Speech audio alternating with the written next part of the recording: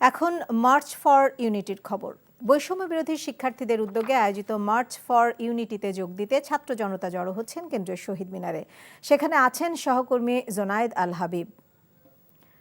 Zonayed, March for ইউনিটির জন্য লোক সমাগম কেমন দেখছেন?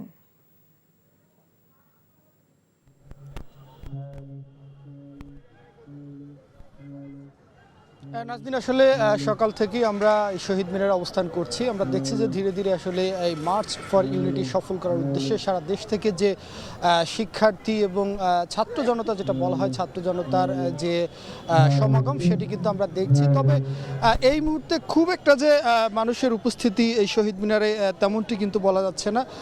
মোটামুটি আসলে ছড়িয়ে ছিটিয়ে কিছু সংখ্যক শিক্ষার্থীকে আমরা দেখছি। তবে যেই দৃশ্যটি আমরা চোখে পড়ছে সেটি হচ্ছে যে মূলত প্রস্তুতির কাজ কিন্তু চলছে, অর্থাৎ সাউন্ড সিস্টেম এবং মানুষের বসার জন্য যে চেয়ার, এগুলো নিয়ে আসলে খুব ব্যস্ত সময় পার করা হচ্ছে।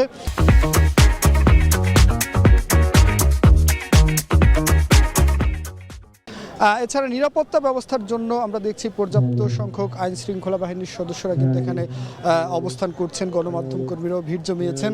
তবে এখন পর্যন্ত কেন্দ্রীয় কোনো নেতাদের কিন্তু আমরা উপস্থিতি এই শহীদ মিনার লক্ষ্য করিনি। আপনি জানেন যে 3টার দিকে মূলত মূল কর্মসূচি শুরু হওয়ার কথা রয়েছে এবং তখনই হয়তো বৈষম্য বিরোধী ছাত্র আন্দোলন এবং নাগরিক কমিটির যারা কেন্দ্রীয় নেতারা রয়েছেন তারা হয়তো এখানে উপস্থিত থাকবেন এবং তাদের যে আজকের কর্মসূচি মার্চ ফর ইউনিটি সেটি তারা বাস্তবায়ন করবেন। আপনাকে বলে রাখি যে গতকাল আসলে রাতভর নাটকীয়তা শেষে প্রায় রাত 2টার দিকে কিন্তু তাদের যে প্রোক্লেমেশন অফ জুলাই রেভলিউশন ঘোষণার কথা ছিল সেই কর্মসূচি থেকে তারা সরে এসেছে এবং সেই কর্মসূচি থেকে সরে এসে তারা কিন্তু মার্চ ফর ইউনিটি কর্মসূচি ঘোষণা করেছেন। এবং এর কারণ হিসেবে তারা যেটি উল্লেখ করেছেন, আপনি জানেন যে সরকারের পক্ষ থেকে একটি জুলাই অভ্যুত্থানের ঘোষণাপত্র প্রণয়নের উদ্যোগ নেওয়া হয়েছে এবং সেই উদ্যোগকে স্বাগত জানিয়ে মূলত তারা আসলে তাদের নিজস্ব যে প্রোক্লেমেশনের কর্মসূচি ছিল সেখান থেকে কিন্তু তারা সরে এসছেন। তবে তারা বলছেন যে এই প্রোক্লেমেশনের পক্ষে আসলে সাধারণ মানুষের ঐক্যমত্য গড়ে তোলার জন্যই মূলত তারা আজকের কর্মসূচিটি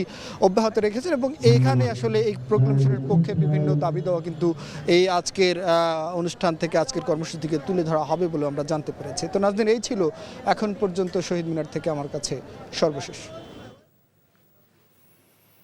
জানছিলেন শহীদ মিনার থেকে মার্চ ফর ইউনিটির খবর।